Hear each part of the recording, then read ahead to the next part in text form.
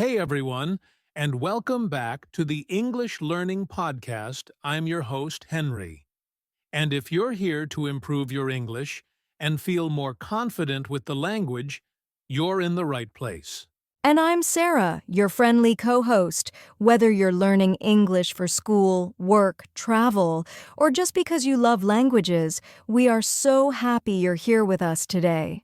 Today's episode is a big one. We're talking about something that every English learner has struggled with at some point: how to understand any English word. Sounds like a bold promise, right? Yep, but we mean it. We're going to break it down step by step. So the next time you come across a tricky word, whether it's in a book, a movie, or someone says it in a conversation, you'll have a game plan. Exactly. We're not just going to throw a bunch of vocabulary at you. We'll talk about how to figure out the meaning of new words, even if you've never seen them before. And don't worry, we'll keep it fun and practical, with real examples, tips, and even a little quiz at the end to test your word detective skills. Ooh, love that. Word detective. That's basically what today's episode is about. Becoming a word detective. So grab your notebook, or just sit back and listen. You're about to get some powerful tools to help you understand any English word for real. Let's dive in. All right, so before we jump into the steps to understand new words, let's talk about the struggle. Because honestly, learning new vocabulary can be rough. Right, Sarah? Oh, definitely. I still remember when I was trying to learn French. I'd read something, see a word I didn't know, and just freeze. I had no idea if it was a noun, a verb, something rude. It was frustrating. Yeah, that sounds familiar. And English learners go through the same thing. You see this random word, like let's say bizarre, and your brain just goes, what am I supposed to do with that? Exactly.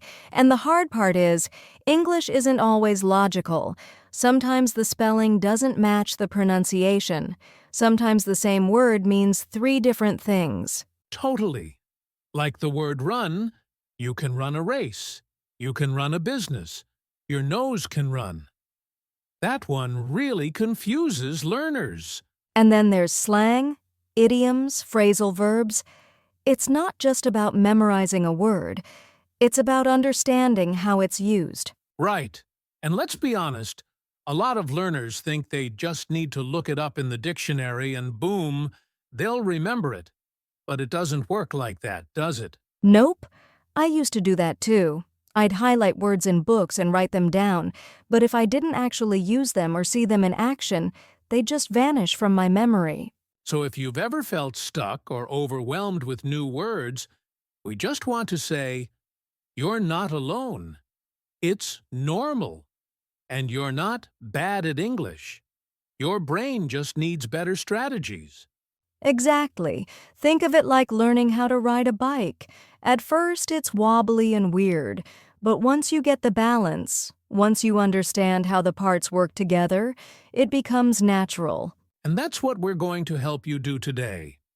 Give you the tools to balance with new words, so you can understand them, remember them, and actually use them in real life. So let's get into it. Coming up, our step-by-step guide to understanding any English word, no matter how strange or complicated it looks. All right. Step 1. Break the word down. Don't panic when you see a big or strange word. A lot of English words are like puzzles. They're made up of parts, prefixes, roots, and suffixes. Right. Like think of the word unbelievable. That's three parts un, believe, and able. If you know what each piece means, the whole word makes sense. Exactly. Un means not believe is the main word, and able means can do. So, not able to be believed. Boom. Unbelievable. Mind blown. So when you see a long word, don't get scared. Break it down into parts you might already know. Here's another reusable. What's re? It means, again, use well, obvious. And able again, able to do something. So it means you can use it again. Simple. I love that. It's like being a word detective. Look for clues in the word itself. All right, step 2, use context clues. This is a big one. Sometimes you can figure out a word just by looking at the sentence it's in. Totally. Let me give you a sentence. Listen to this. After the long hike, Jake was famished. Now, if you don't know what famished means, what do you think it could be? Well, it says he went on a long hike, so maybe tired? No, wait, hungry. Exactly. Famished means extremely hungry. You use the clues around the word to guess the meaning. That's using context. So always ask, what's happening in the sentence? What's the mood? Who's doing what? And if you're reading and you don't understand a word, don't rush to Google it. Try to guess first, then check. It's great practice. Okay, step 3. Yes, use a dictionary. But use it the right way. There are so many options now. Bilingual dictionaries, English-only dictionaries, apps, online tools. But not all of them are helpful in the same way. Right. Some English learners just use Google Translate, but it doesn't always give the full picture. A good learner's dictionary shows the word's meaning, part of speech, examples in sentences, and even audio so you can hear how it's said. Cambridge Learner's Dictionary, Longman Dictionary, or Oxford Learner's Dictionary are great for this. And look for the IPA, or pronunciation symbol. It shows you how the word is pronounced. Super useful if it's a weird spelling. Also, pay attention to the example sentence. It helps you understand how the word is actually used in real life, not just the definition. Step 4, association.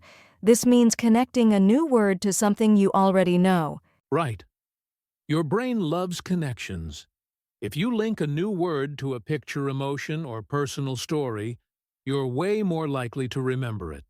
Like when I learned the word cozy, I remembered sitting in a warm blanket with hot chocolate during winter. That feeling helped me understand the word. Perfect example.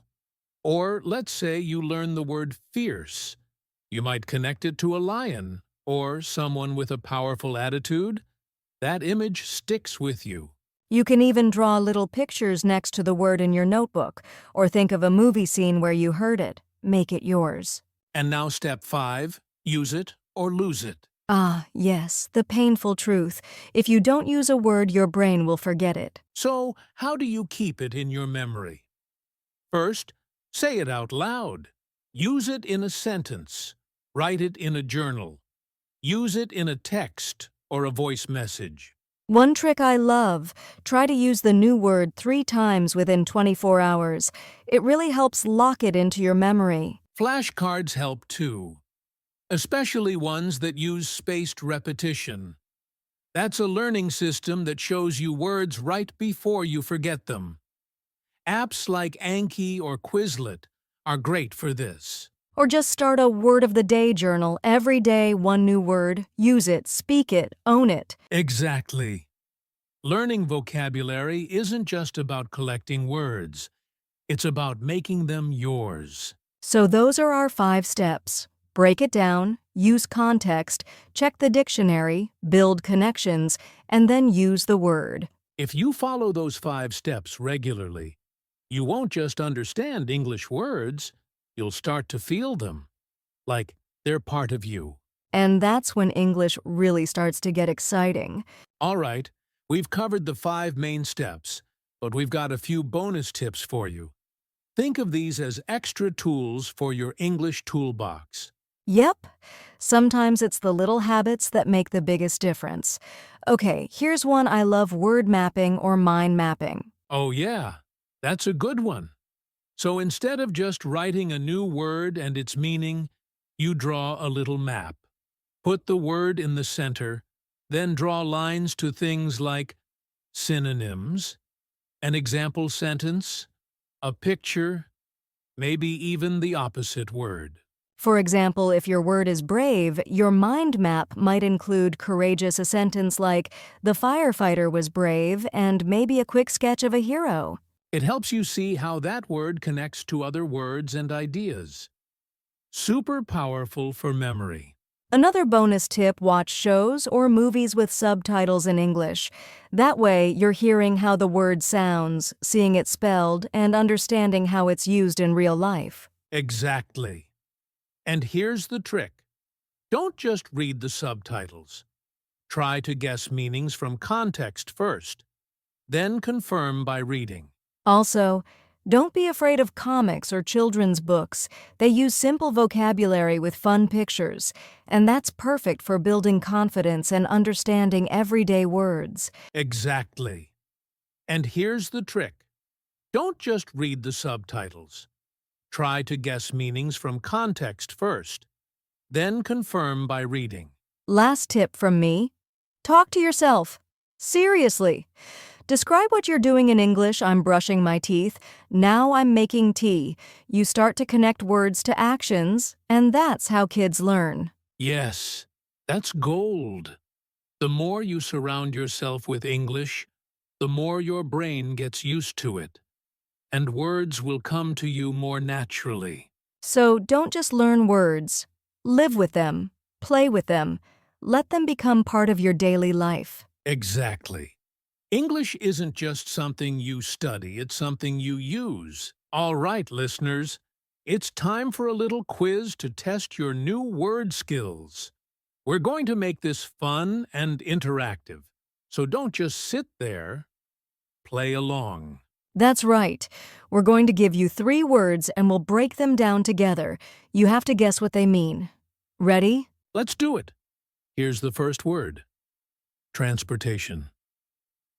Sarah, how would you break that down?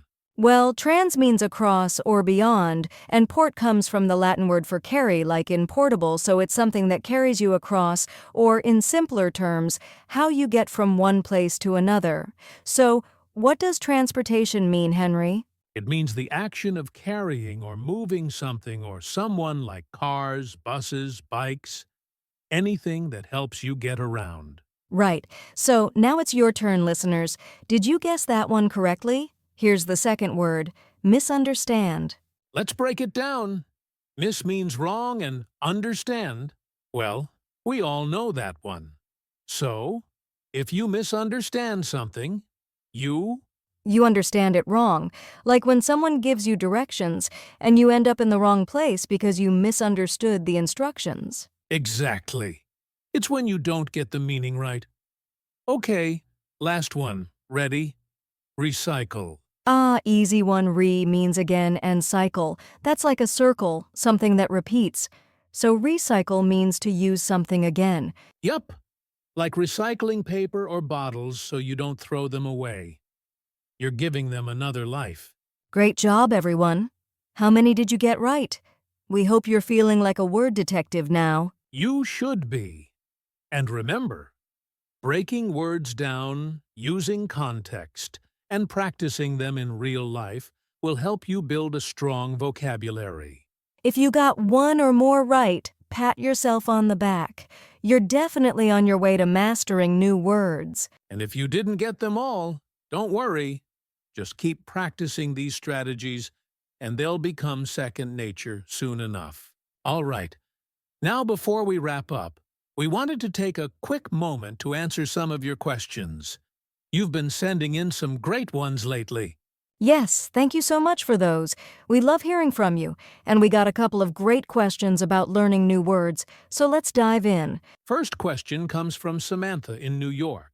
She asks, how do I remember words that sound similar, like accept and accept? They always confuse me. Ah, that's a great one. It's totally normal to mix up words that sound similar, like accept and accept. Here's a tip. Visualize the difference. Accept means to receive something, so picture someone handing you a gift. Accept means excluding something, so picture leaving one thing out of a group. Great advice, Sarah. You could also try making simple sentences with both words to practice.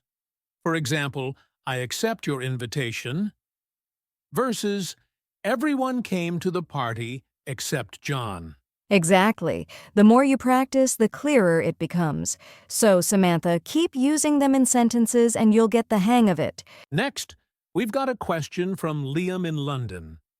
He asks, how do I learn vocabulary in a way that actually sticks, rather than just memorizing lists? Oh, Liam, that's a good one. Memorizing lists isn't always the best method. It's about active learning. As we mentioned earlier, try using mind maps or flashcards and make sure you're using the new words in context in sentences, in conversations, or even in your own journal. Yes, and like we said earlier, use it or lose it. If you don't practice using a word in real situations, it'll be hard to remember. So, try saying the words out loud or write about your day using new vocabulary. The more you actively use the words, the more they'll stick. Great questions, Liam and Samantha. Keep them coming, and we'll try to answer more in future episodes. And that brings us to the end of today's episode, folks. We hope you've learned some helpful strategies to understand any English word that comes your way. Remember, breaking words down, using context, checking a dictionary, associating new words with things you already know, and practicing them in real life are your keys to success. Absolutely.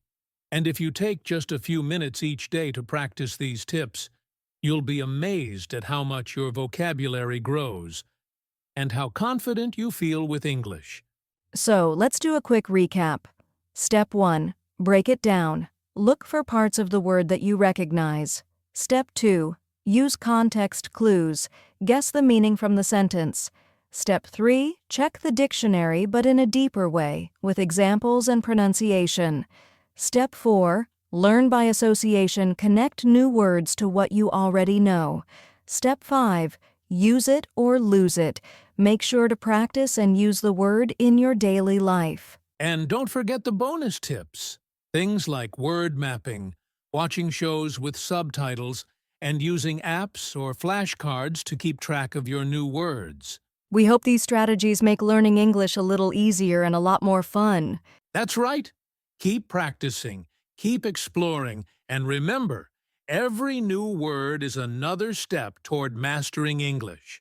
You've got this. Thanks for listening, everyone. Don't forget to subscribe, leave a review, and share this podcast with anyone who's learning English. We'll see you in the next episode. Until then, take care and keep learning. Before we say goodbye, we have a quick call to action for you. If you enjoyed today's episode and found these tips helpful, don't forget to subscribe to the English Learning Podcast. That way, you'll never miss an episode. And if you're feeling extra awesome, leave us a review. It helps others find the podcast and join our community of English learners. Also, if you have any questions, comments, or topics you want us to cover in future episodes, send them our way. You can reach us on social media or through the contact page on our website.